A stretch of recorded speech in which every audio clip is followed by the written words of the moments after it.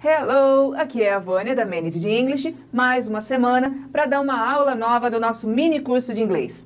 Hoje eu vou falar de dois assuntos ao mesmo tempo. O primeiro é uma revisão do verbo to be, que apesar de todo mundo reclamar que eu não quero, que droga, muita gente pediu para que eu desse uma explicação que conseguisse ficar na cabeça dessa vez para não esquecer mais. E também quero falar do assunto de perguntas, de confirmação e informação. Qual é a diferença entre eles? Porque vamos falar sério. Quando você aprende inglês, é para se comunicar com as pessoas. E como é que você se comunica? Fazendo perguntas e dando respostas. E cada tipo de pergunta que você faz, ou a maneira como você faz uma pergunta, exige uma resposta diferente. Então, se você souber exatamente aquilo que você quer como resposta, você vai criar uma pergunta adequada para ter exatamente a resposta que você precisa, né? Senão você fica aí fazendo diversas perguntinhas aleatórias até que alguma das respostas seja aquilo que você precisa. Então, vamos lá. Primeira coisa, recapitular o verbo to be. O verbo to be tem três formas de verbo: o am, o is e o are. A gente já sai ganhando, como eu disse, porque em português seria eu sou, tu és, ele é, nós somos, vós sois, eles são.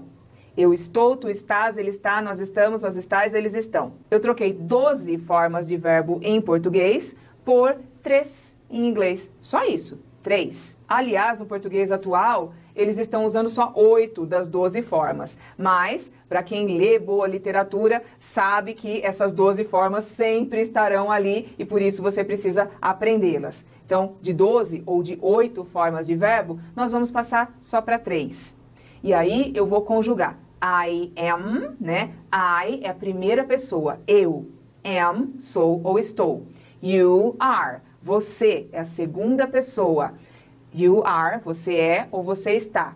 He is, é a terceira pessoa. Ele é, ele está. She is, também é terceira pessoa. Ela é ou ela está. O he só serve para falar de ele, homem. She, só de ela, mulher. Antigamente eu usava muito o exemplo do he, man, she, ha.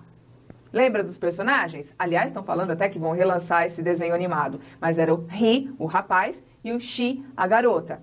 E aí tem it. It is. Ele é ou ela é, ele está, ela está. Bom, mas se já tem he, que é para homem, e o she, que é para mulher, o que é esse it?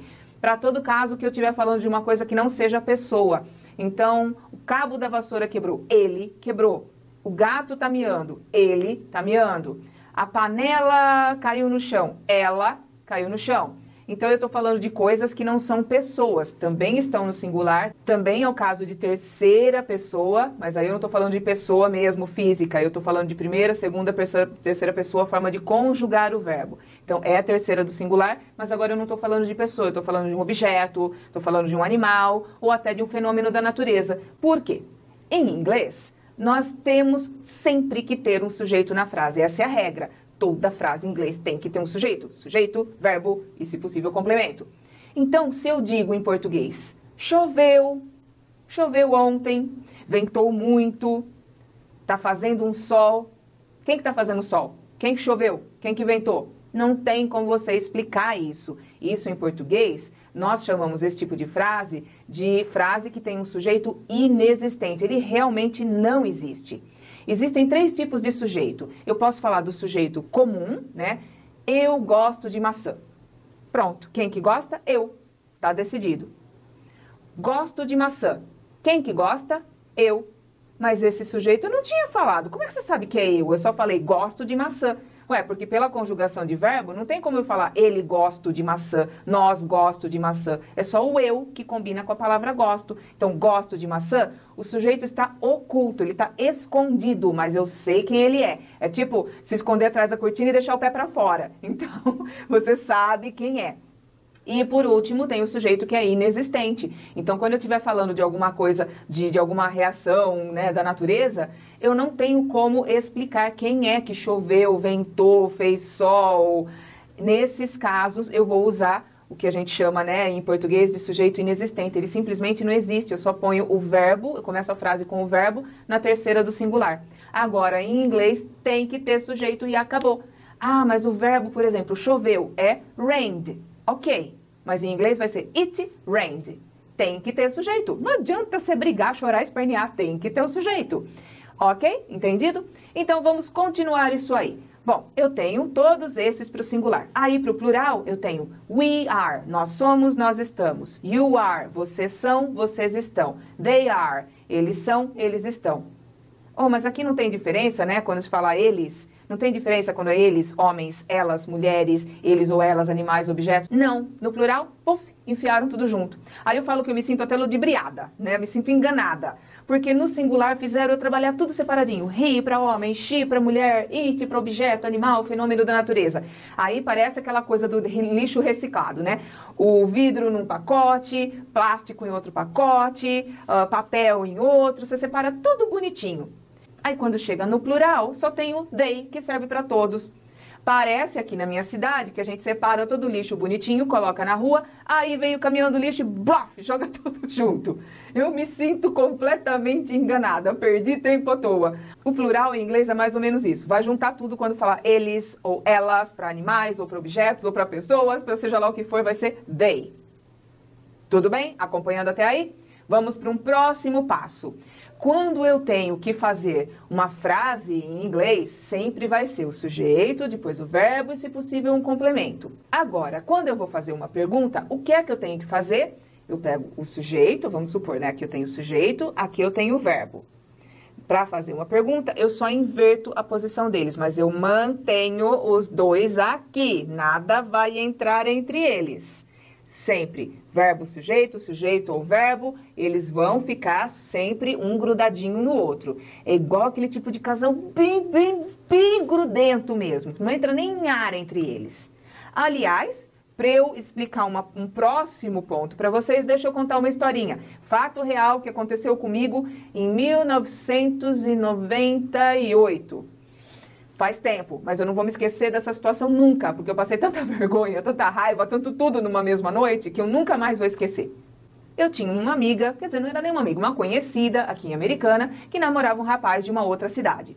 Esse rapaz vinha e muitas vezes ele vinha sem o carro da família, pegava ônibus, né, e aí ficava aqui na casa dela.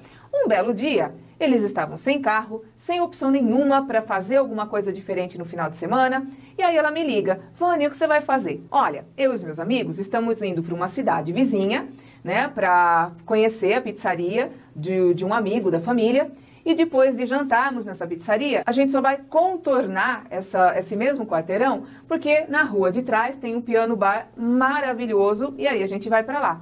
Quer? Ah, eu quero. Tá bom. Então vamos.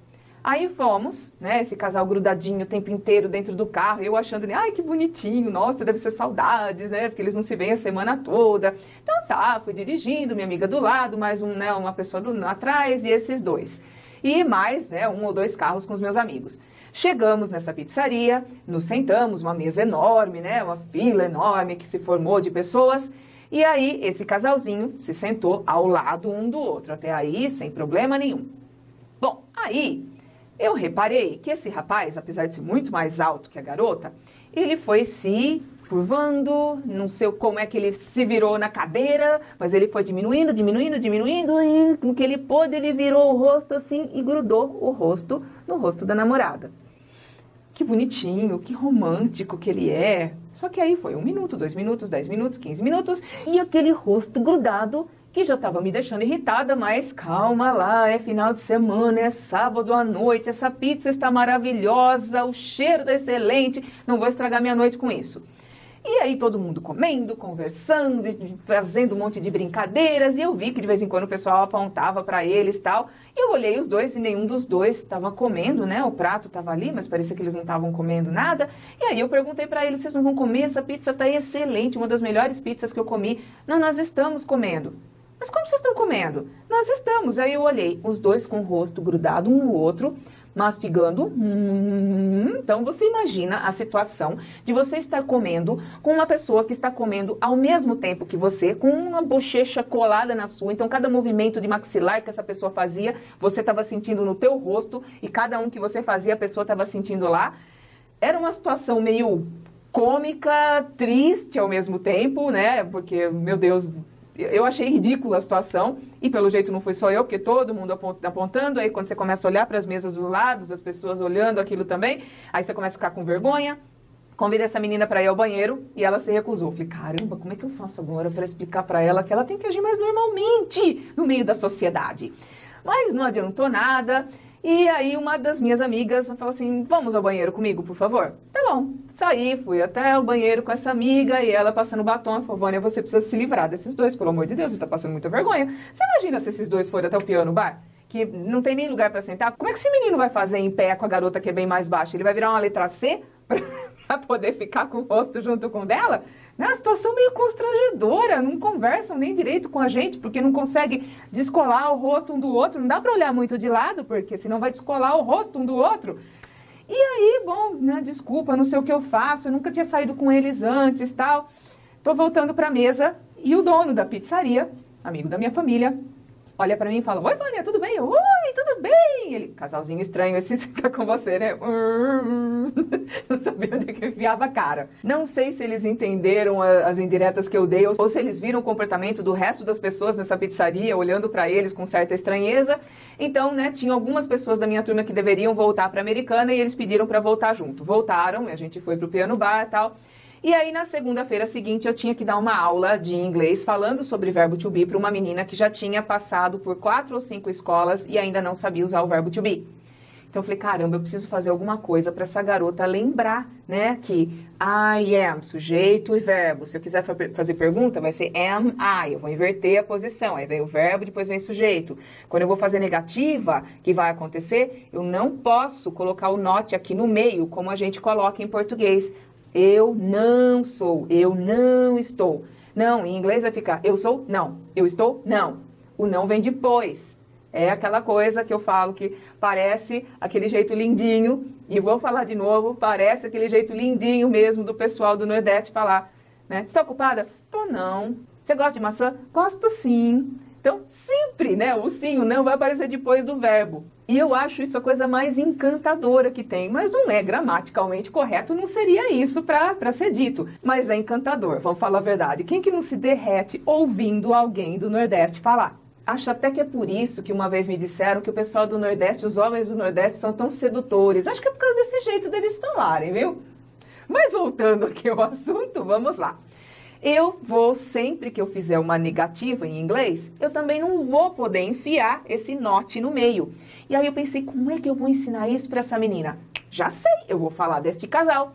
E aí, quando chegou, né, o início da aula, ela chegou já meio contrariada, porque, ai meu Deus, será que dessa vez eu vou aprender? Eu já passei por tanto lugar, eu não aprendo.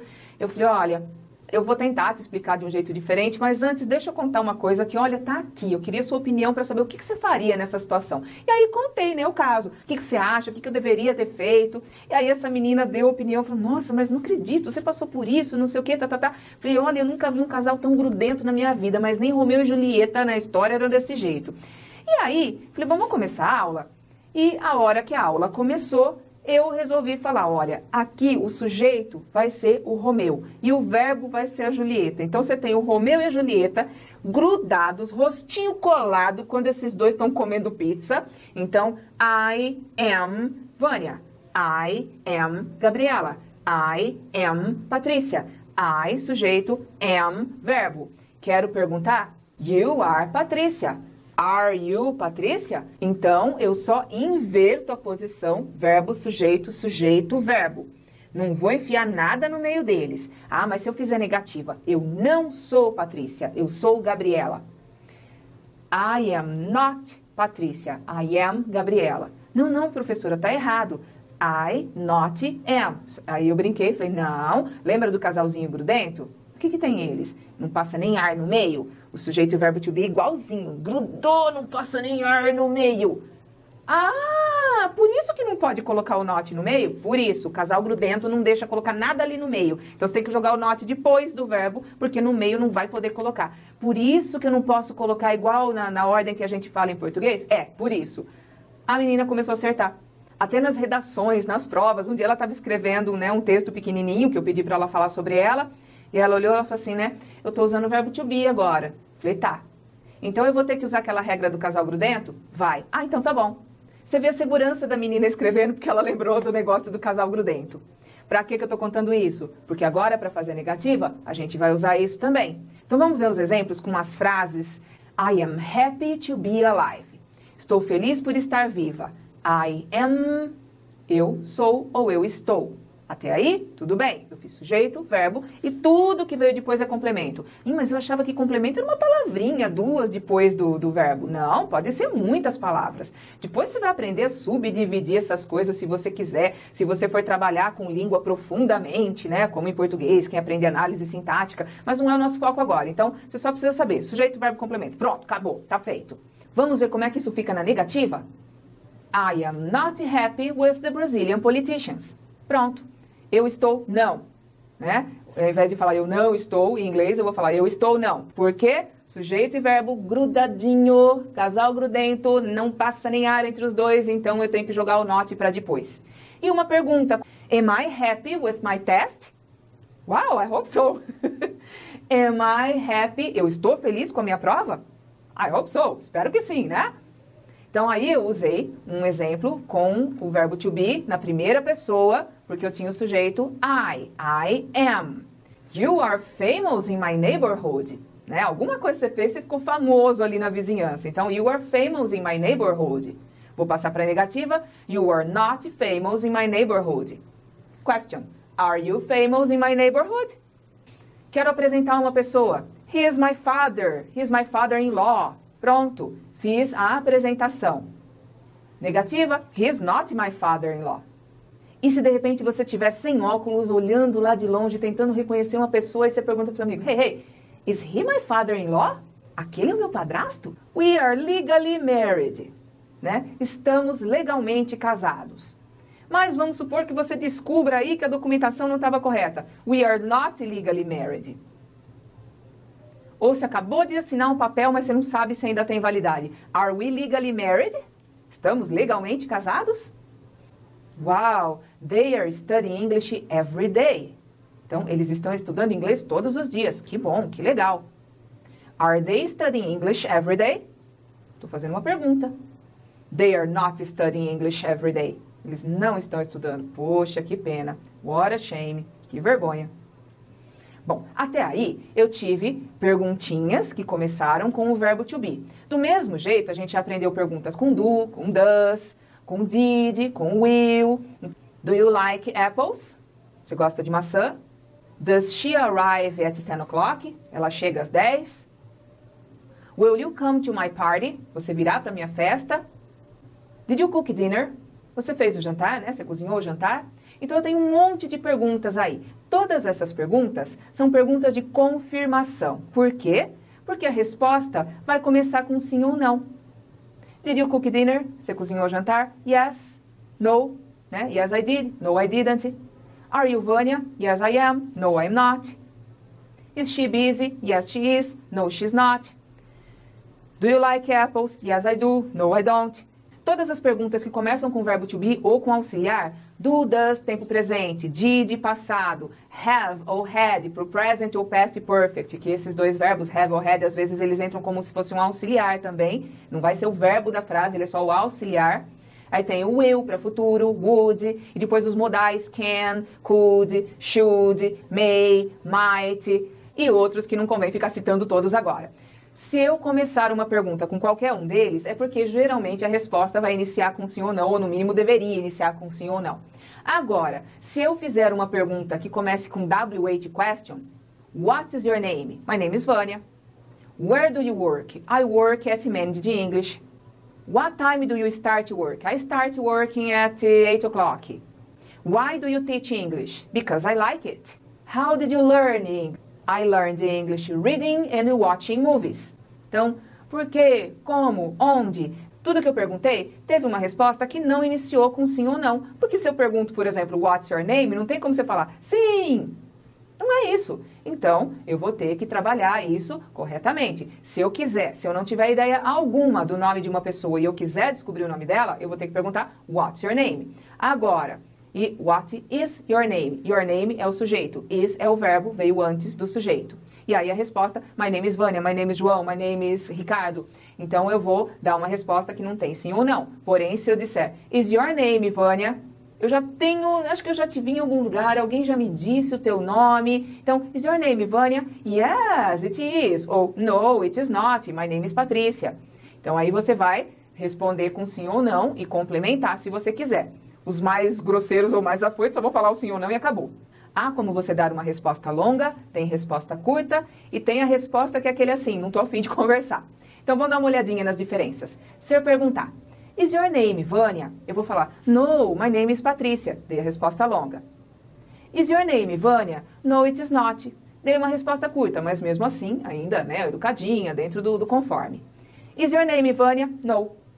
Ou tô de mau humor, ou não gosto de você, não quero falar com você, não quero dar resposta. Pronto, só ficou no no. Né? Não é tão comum só falar desse jeito, mas há uma possibilidade disso acontecer. Vamos ver os exemplos? Are you busy now? Yes, I am. No, I'm not. Is she Kyle's cousin? Yes, she is. No, she's not. Are they flying to Curitiba? Yes, they are. No, they are not. Am I looking tired? Yes, you are. No, you are not. Então aí eu estou falando de short answers, respostas curtas, mas mesmo assim respostas educadas. Pô, mas eu já vi uma coisa aí que eles falavam de abreviação, ao invés de falar I am, falava I'm. Exato, existe abreviação. Você vai escrever o sujeito inteirinho, vai colocar um apóstrofe em cima dele e vai usar uma ou duas letrinhas do verbo que tinha logo em seguida. Então, no caso do am, como ele só tinha duas letrinhas, eu vou cortar a primeira e eu vou falar I'm. O he is, she is, it is. Também, is, só tem duas letrinhas. Então, eu corto a primeira, eu vou escrever, por exemplo, he, apóstrofe, S, his. She, apóstrofe, S, she's. She's my friend. He's my brother. I'm your teacher. Então, eu estou encurtando, mas a tradução vai ser igualzinha se eu tivesse escrito palavra por palavra. E quando o verbo for are, agora não é um verbo de duas letrinhas, tem três letrinhas. Então, nesse caso, de novo, eu só corto a primeira letra e eu vou copiar as duas últimas. Então, your, you, apóstrofe, R-E, your, we're, their. Eu só tirei a primeira letra, tá bom? E aí eu tenho, então, a abreviação de todos eles. I'm, your, his, she's, it's, we're, your, their. Então, essa aula teve dois assuntos, né? O verbo to be, que é grande conhecido de vocês, mas que vocês precisam se lembrar como é que faz essas frases. Também falei da pergunta de confirmação e de informação. A gente já citou isso numa outra aula, mas não custa lembrar. E também teve essa historinha que aconteceu na minha vida, para que vocês se lembrem do casalzinho grudento, para nunca mais separar o sujeito do verbo to be para fazer negativa, que eu vejo isso com uma certa constância, principalmente lendo coisas ao Facebook, né, e outras mídias sociais. Você vê um certo descontrole na hora de usar o not. Então, lembra desse casalzinho grudento. Essa regrinha vai valer para o verbo to be e também para os verbos modais. Can, could, should, may, might. Então, eu espero que vocês tenham gostado. E se gostaram, por favor, deixem o seu curtir aqui no Facebook ou no YouTube. Aliás, no YouTube, se vocês clicarem no link aqui do lado, vocês assinando esse canal, o YouTube se incumbe de mandar um e-mail toda semana quando eu lançar um vídeo novo. E se você ainda não assinou a nossa lista preferencial, que está aqui em cima, é só vocês assinarem para receber e-book com audiobook, que está disponível o link na página 8 do e-book. Então vocês precisam baixar o e-book em PDF, abri-lo. Na página 8 tem o link para vocês baixarem o audiobook. E de quebra, fazendo parte dessa lista, vocês também vão começar a receber toda semana exercícios relacionados aos vídeos que nós estamos publicando. Isso te dá uma chance maior de testar, de pôr à prova aquilo que você aprendeu e que você acha que entendeu. E com isso vai se tornar mais fácil fazer a leitura de textos. Aliás, vocês já estão lendo alguma coisa em inglês? Olha, dentro do nosso e-book tem uma área muito grande com um monte de dicas de livros para ler, que vão desde livros do básico, livros para criança, até os grandes clássicos da literatura. Muitos dos sites que eu indico nesse e-book também permitem que vocês façam download de todo o áudio do livro, e isso é muito bom. cada vez que vocês lerem, né, uma página ou um capítulo, para e ouça aquilo que vocês acabaram de ler. Aos poucos, vocês não só assimilarão o significado das palavras, como também a pronúncia correta, né? Começar a ligar uma coisa que está escrita de um jeito e lida de outra forma, mas isso vai começar a fazer uma certa conexão. Então, quando vocês ouvirem alguma coisa em inglês, vai ficar mais fácil para lembrar, para assimilar o que aquilo era. Isso é tudo por hoje e eu espero ver vocês na próxima aula comigo. Bye, bye!